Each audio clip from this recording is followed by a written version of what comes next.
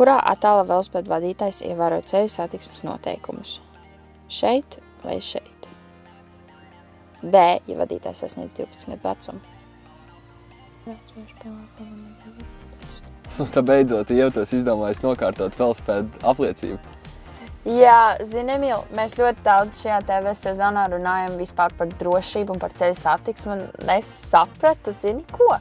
Ka ceļa satiksmes noteikumi nav domāti, lai mūs ierobežotu, bet gan, lai mūs pasargātu, un tas ir priekš mūsu pašu drošības. Tāpēc es domāju nokārtot.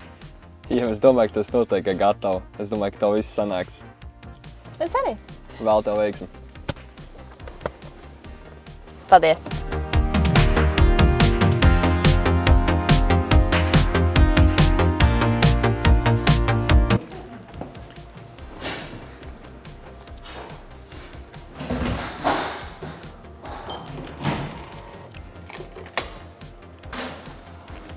Sveiki! Es vēlos nokārtot velosipēdu tiesības.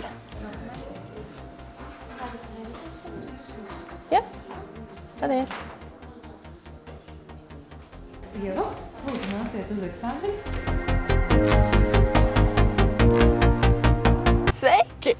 Es nesen ieguvu velosipēdu braukšanas apliecību, bet es mīnu, ka daudz no mūsu skatītājiem pat nezin, kas tāda ir un nezin, ka tādu var iegūt. Vai jūs varat vairāk par to pastāstīt? Varu gan. Velosipēdu vadītāja apliecība tātad ir tā transportlīdzekļu vadītāja apliecība, kas ir nepieciešama visiem 10 līdz 17 gadus veciem bērniem un jauniešiem, lai patstāvīgi piedalītos ceļu satiksmē. Bez tā nevar. Pēc 18 gadu sasniegšanas šāda transportlīdzekļu vadītāja apliecība nav nepieciešama, jo pieņemam, ka tad jau varētu būt arī kādas citas tiesības. Ja?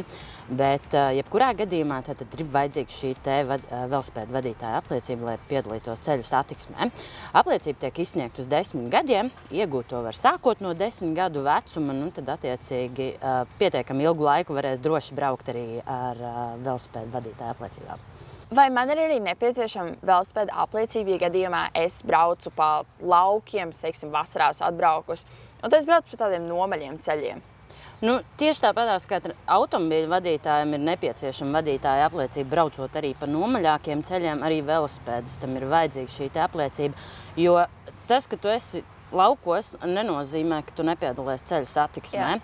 Tas neizslēdz šo, un apliecība ir vajadzīga arī tad. Kāpēc vispār ir svarīgi velosipēdistiem zināt ceļu noteikumus, jo velosipēds taču nevienu neapdraud? Nu, tā viss nav.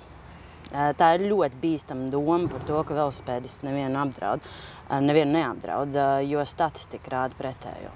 Apmēram 20% gadījumu, kur satiksmes negadījumā ir iesaistīts velosipēdists, šī negadījuma cēlonis ir tieši velosipēdista nepareiza rīcība. Attiecīgi nepareizi izvēloties braukšanas ātrumu vai neievērojot kādus noteikumus, nogriežoties, neparādot iepriekš pagrieziena signālu.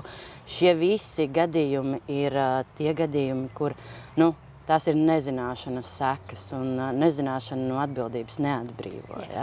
Savukārt satiksmes noteikumu zināšanas, padomā pati, ko tu vari sagaidīt no tāda velosipēdista ceļu satiksmē, kurš nezina noteikumus? Mēs varam sagaidīt, ka viņš rīkosies atbilstoši šiem noteikumiem. Ja viņš nezina noteikumus, viņš nevar arī ievērot šos noteikumus. Attiecīgi, mēs piedaloties ceļu satiksmē, principā pieņemam, ka visi zina un ievēro noteikumus. Tikai tad mēs varam justies relatīvi droši. Ja? Tiklīdz ir kāds, kurš noteikumus nezina un neievēro, satiksmes drošība samazinās. Jā. Es kā jaunā velosipēdiste, es esmu dzirdējusi par tādu jauno satiksmes dalībnieku fórumu. Kas tas tāds?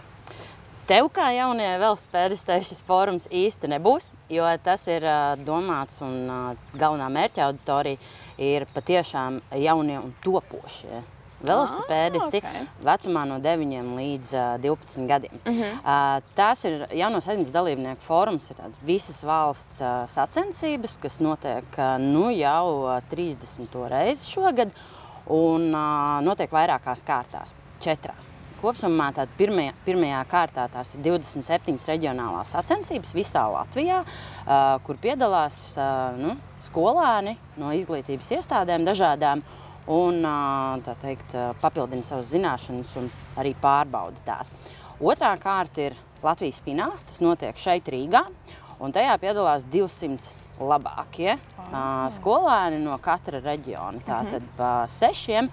Un šeit viņi sacenšas arī daudzi un dažādi pārbaudījumi, lai pārliecinātos par viņu zināšanām un prasmēm drošai dalībai satiksmē. 3. kārtā savukārt mēs sagatavojam Latvijas izlasi. No 2. kārtas 16 labākie, 8 puiši un 8 meitenes kļūst par Latvijas izlases kandidātiem.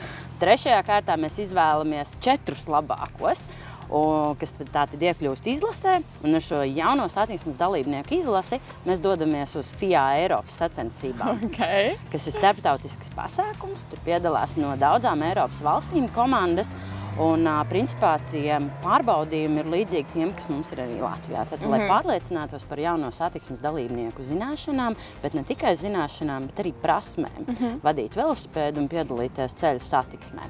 Līdz šim mums Eiropas sacensībās ir gājis ārkārtīgi labi. Mēs pagājušajā gadā kāpām goda piedestālu pašā augstākā pakāpienā, dabūjām zeltu, un iepriekšējos gados arī vairāk kārt esam dabūjuši augstas vietas šajās sacensībās. Ieva, es taču teicu, ka sanāks. Sanāc. Tāpēc atceramies, pirms mēs uzsākam velo sezonu, pārliecinamies, vai esam tam gatavi. Un noskaidrojam, kāds ir velosipēda tehniskais stāvoklis pēc ziemas. Lieto ķiveri vienmēr, neskatoties no tavu vecuma, kā arī izmanto vesti, ja gadījumā ir slikta redzamības apstākļi, un pārliecinamies, ka mēs zinām ceļu satiksmes noteikumus. Ja tu tos esi aizmirst vai nezini, tad ieskaties CSDD mājaslapā. Velobraucējiem ir vajadzīga velosipēda apliecība. Un ziniet, to nemaz iegūt nav nemaz tik grūti. Es piekrītu. Es esmu liecinieks.